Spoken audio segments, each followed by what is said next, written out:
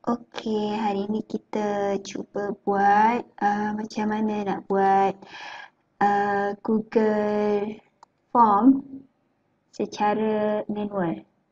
So, kita mulakan dengan contoh saya iaitu basic account. Okay. So, dekat classwork kita boleh tekan create. Okay. Kemudian kita pilih quiz assignment. Okay. Dia automatic ada blank quiz kat bawah ni. Tapi kita kita buat yang baru secara manual. Okay, mula-mula kita tulis dulu tajuk. Contohnya ulang kaji SPM.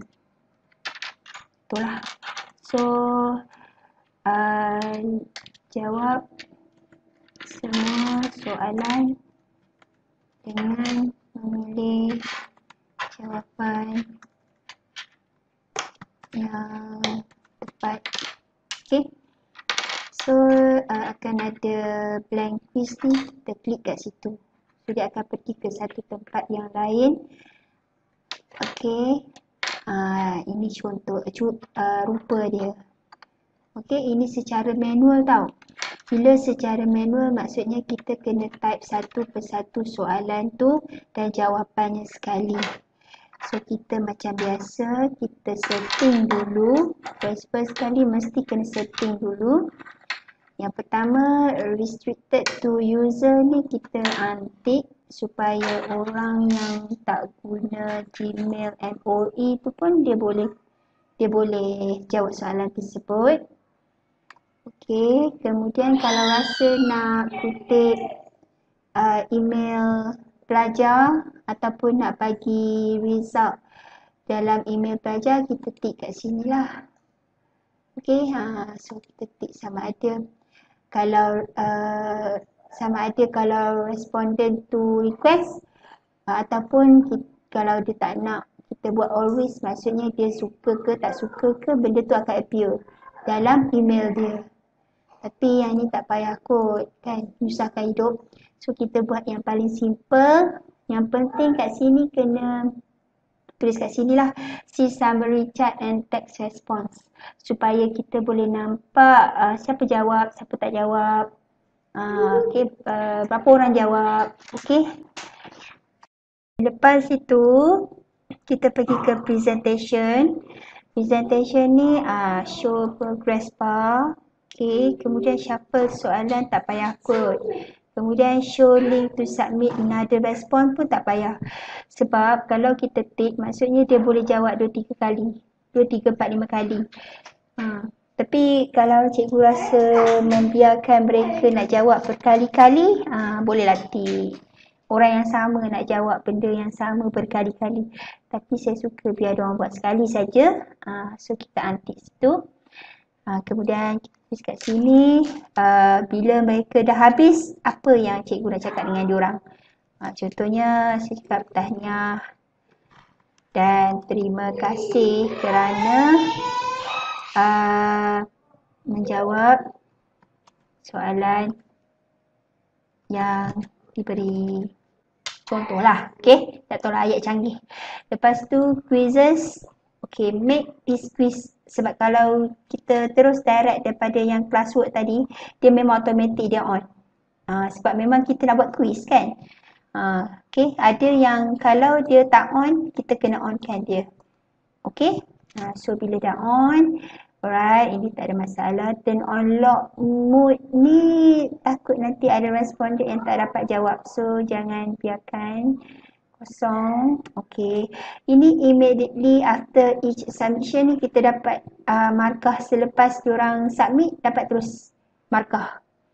Okay, so respondent can see miss question, yes, correct answer, yes, and point values. Kalau cikgu rasa macam soalan tu tak nak bagi jawapan, antik lah. Lepas diorang jawab tu, antik Maknanya, alamak, mana satu ni jawapan dia, cikgu tak beritahu pun. Kan? Rahsia. So, tak apalah, kita tick lah bagi diorang tahu apalah jawapan dia. So, save. Okay, alright. Blank quiz ialah tajuk. Okay, tajuk kita ialah saya nak buat ulang kaji tadi kan. Ulang kaji SPM. Kertas satu. Kertas satu objektif ya. Okey, kemudian pilih jawapan yang betul dan tepat. Okey. Lepas tu yang ini macam biasa, saya suka kalau diorang tulis nama dulu, betul tak? So kita buat short answer. Okey, nama. Okey, kemudian biarkan. Okey, answer key memang tak ada answer lah kan. Diorang punya jawapan. So tulis required. Ni mesti wajib supaya mereka tak tertinggal jawab. Takut tertinggal jawab nanti diorang tak dapat. Nama tak ada pula. Mana pergi tulis? Okey. Alright, so dah siap? Saya nak pergi ke page yang seterusnya. Tapi kalau macam ada cikgu kan, dia kelas yang berbanyak-banyak, kelas macam di Ketas 5 ada 2 kelas, 5 PA dan 5 PN. So saya akan buat nombor 2 kelas. Okey, kelas multiple choice. Yang pertama saya nak buat 5 bakal wali. Lepas tu yang kedua 5 apa 5 cempaka. Nama kelas tak ingat dah. Okey, nama cempaka, 5 cempaka. So answer key ni kita antik tau. Sebab bila antik tu maksudnya mana-mana pun jawab sama. Okey, mana jawapan pun sama. So done. Okey, required. So answer key ni jangan pilih yang mana betul lah. So biarkanlah kosong. Okey, kemudian kita pergi ke add section. Add section ni jadi page yang kedua. So kalau cikgu rasa macam tak berapa yakin, kita klik dekat preview sini. Yang mana macam mata orang tu kan. Kita klik preview kat situ. Kemudian kita tunggu dia loading. Okey, bila dia loading tu ada 2 tab ke atas ni. Dia tab yang baru. Okey. Jangan salah pula. So inilah dia punya contoh dia. So saya tulislah contoh Abu. Kelas apa? Kelas 5 bakal wali pun next. Macam tu. So masalah sebab tak buat lagi. Relax, jangan gabrah. Okey. So jadi okeylah, kita tahu dah. So kita pangkas sini Jangan pangkas sini. Ini kita buat tadi. Alright. So kita sambung soalan tadi. Okay, so soalan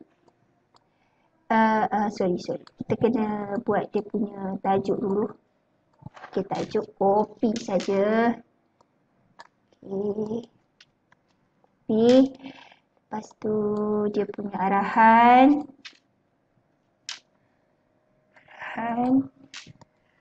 Okay. Alright, lepas tu barulah kita add question. Okay, add question. Okay, so first question. Lepas tu apa jawapan dia. So type lah apa. Alright. Okay, nanti saya type sekejap.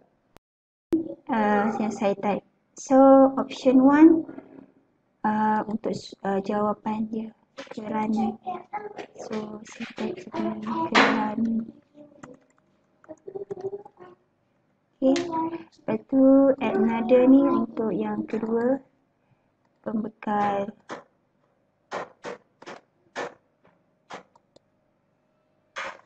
Untuk yang saya dah buat lah soalan dia dan 4 pilihan jawapan.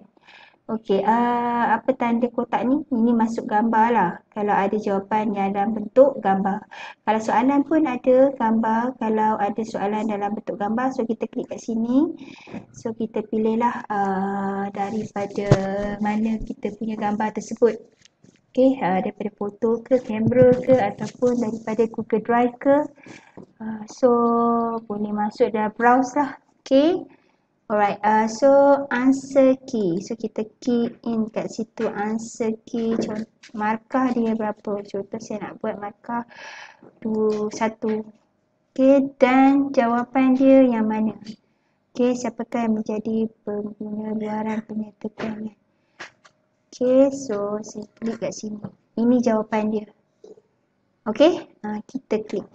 So, tekan done. Dan jangan lupa required. Okay, so mesti appear macam ni. Ada jawapan, multiple choice, required dan juga markah 1 point. Sebab saya tulis 1 point tadi. So, untuk soalan yang kedua, kita tekan add question. So, buatlah sampai soalan habiskan.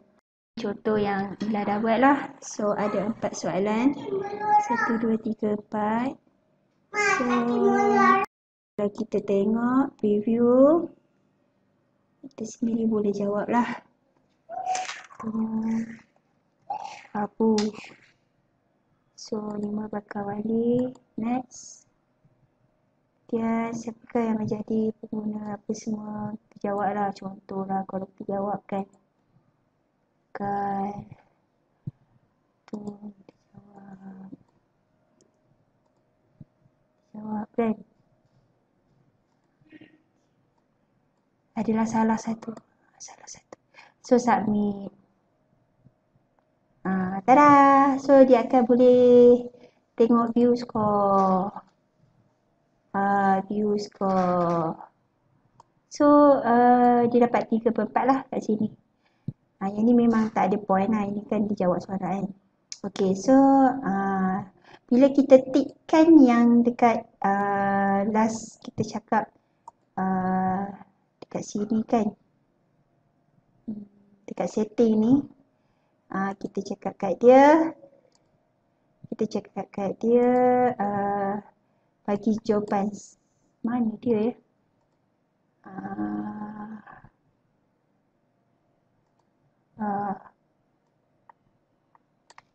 Ni. See correct answer. Correct answer kan. So, bila yang correct answer tu, dia dapat tahu yang mana satu jawapan yang betul. Contohnya last kali ni salah. So, correct answer dia ialah kos jualan. Macam itulah. Kalau tak tick yang tadi tu, tak adalah correct answer ni. Just pangkah macam ni saja. Dan dia tak bagi tahu jawapan yang mana. Okey, itu saja. Satu lagi untuk cikgu-cikgu, kita akan tahu di mana dan siapa yang buat ialah dekat responses. Sebab itu kita kena tick dekat yang bacat tu. Supaya kita tahu siapa yang dapat jawab 3 semua betul, 4. Lepas tu siapa yang dapat 2 saja yang betul, 1 saja yang betul. Lepas tu kita tahu siapa yang respon. Oh, Abu. Okey. Lepas tu dalam bentuk macam-macam lah. Semua ni, benda ni akan direkodkan dalam Google Drive kita. Kalau nanti kita cek kat mana Google Drive kita yang tadi tu, kat mana nak buka, kita pergi ke Drive. So, dia akan pergi kat sini. So, ini yang kita buat. So, bila kita klik, okay, dia akan tunjuk soalan. Memang safe. So, no problem. Dan kat sini kita boleh tahu. Semua benda ni kita akan nampak dekat Google Drive kita. Okay? Alright. Last step. Bila dah semuanya kita rasa macam kita dah puas hati, kita send. Pilih link. Kita shortenkan sikit dan kita copy. Lepas tu kita bagi kepada semua pelajar. Okey. Yang soalan yang kita buat secara manual tadi sebenarnya ada dekat dalam mana? Dalam My Drive. Dalam Drive ini. So kalau kita tekan Drive tu, kita akan keluar balik. Macam inilah rupa dia. Kejap. Okey. So yang kita buat tadi tidak akan hilang sebab dia auto save. So cikgu tak perlu risau tiba-tiba blackout ke apa ke kan. Dia memang akan auto save. So kalau rasa macam yang mana satu kita buat tadi, yang ini, yang tadi. Okay, tapi saya dah masuk 5 preset account tadi, ingat tak? So kita masuk dekat classroom tadi. 5 preset account tadi. So kita check balik dekat dalam 5 preset account. Okay. Lambat sikit lah. So ini yang saya buat tadi. Okay, saya renamekan dia supaya nanti kalau rasa macam betul ke yang ni buat okay, kalau tak rasa confident, kita double klik kat situ, nanti dia keluar balik soalan-soalan yang kita buat tadi. Kan? Betul lah soalan yang kita buat tadi kan? Lepas tu, lupa nak cakap, kita boleh adjust. Nak cantik ke, tak nak cantik ke, choose image, okay. Kita ambil